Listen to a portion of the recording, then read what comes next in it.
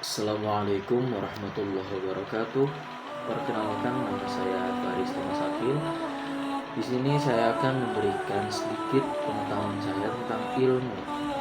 Dalam hadis Nabi dikatakan bahwa man arada dunya fa'alaihi bil ilmi wa man arada al-akhirah fa'alaihi bil ilmi wa man aradahuma fa'alaihi bil ilmi. Barang siapa yang ingin mendapatkan dunia, maka dapatkanlah dengan ilmu.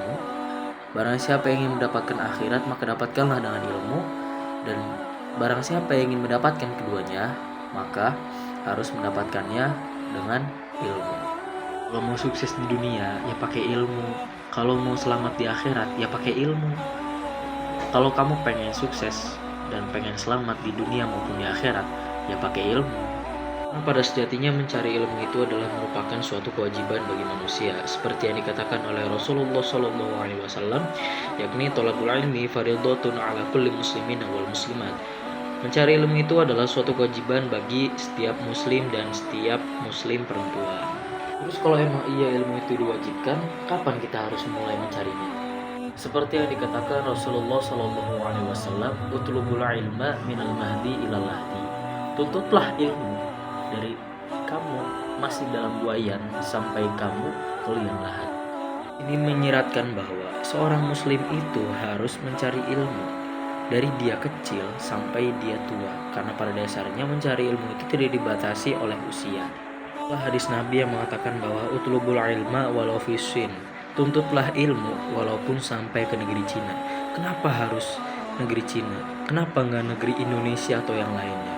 Karena ada yang mengatakan bahwa Rasulullah SAW itu memisalkan negeri Cina itu adalah sebuah negeri yang jauh, dan itu menandakan bahwa luasnya dan sulitnya mencari ilmu, tapi itu harus dilakukan karena pada dasarnya mencari ilmu atau itu adalah suatu kewajiban. Setelah saya memberikan sedikit bukti bahwa betapa pentingnya mencari ilmu, di sini saya akan menjelaskan atau memberikan sedikit sepengetahuan saya tentang tata krama atau adab-adab dalam mencari ilmu. Karena kita mencari ilmu itu akan berhadapan dengan orang yang memberikan kita ilmu, dan itu harus dihormati. Jadi kita simak bareng-bareng. Di sini saya akan mengambil referensi dari kitab Ta'limut Ta'lim. Walaupun di kitab Ta'limut Ta'lim itu ada banyak yang membahas tentang adab-adab mencari ilmu, saya di sini akan memberikan sebagiannya saja dan tidak semuanya ya. Dan ingat, tidak semuanya. Yang pertama adalah sikap terhadap diri kita sendiri. Kita sebagai murid itu harus mempunyai sifat yang tawadu, sabar, tabah, dan mempunyai niat yang kuat atau teguh dalam mencari ilmu. Kita juga harus mempunyai cita-cita yang tinggi agar kita itu lebih bersemangat dan termotivasi dalam mencari ilmu. Kita juga harus menghindari sifat-sifat tercela ya. Sifat-sifat tercela itu kita harus hindari, karena sifat-sifat tercela itu adalah penghambat kita dalam mencari ilmu. Dan kita juga diharuskan untuk memperbanyak membaca dan berdiskusi atau musyawarah, karena pada dasarnya membaca adalah jendelanya ilmu, dan musyawarah adalah kita bisa memberikan jawaban dan bertanya kepada orang yang lebih paham kepada kita.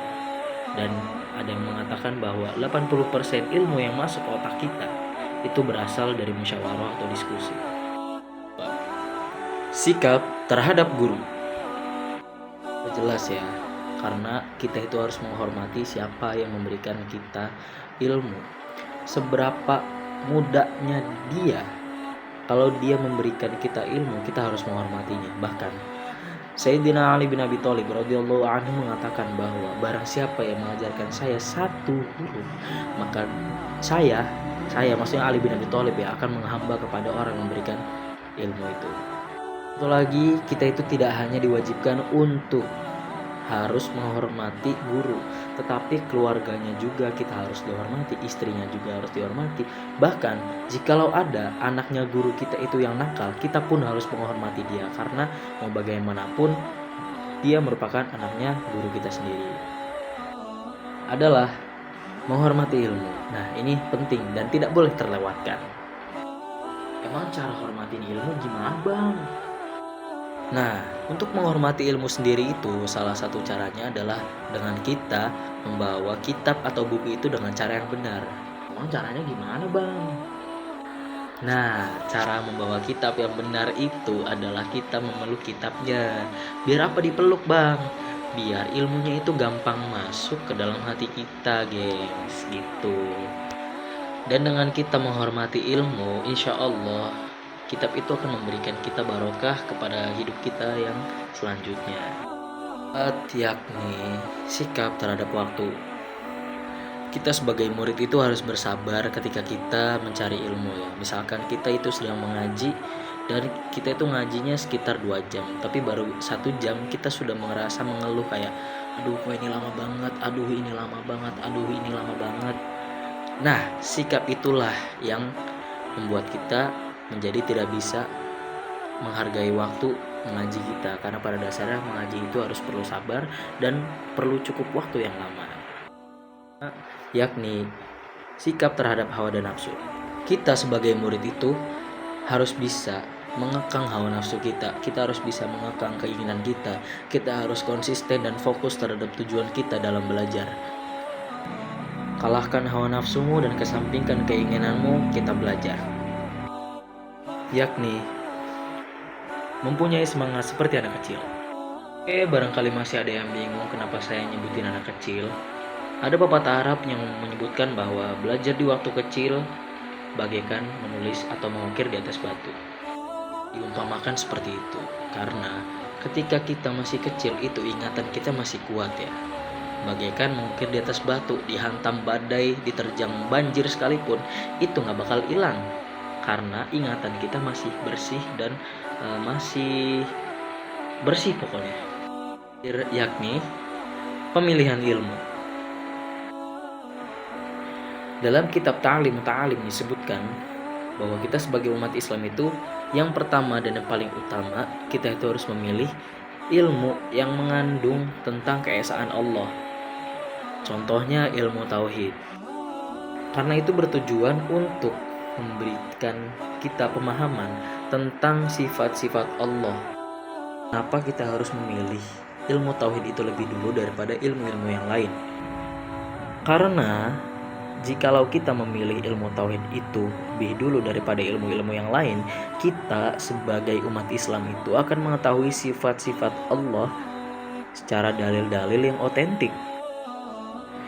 Karena imannya orang yang taklid atau orang yang mempercayainya tanpa mengetahui dalil-dalilnya, sekalipun sah, dia tetap berdosa karena meninggalkan istidlal. Dari saya sekian, kurang lebihnya mohon maaf. Wabillahi taufiq wal hidayah. Wassalamualaikum warahmatullahi wabarakatuh.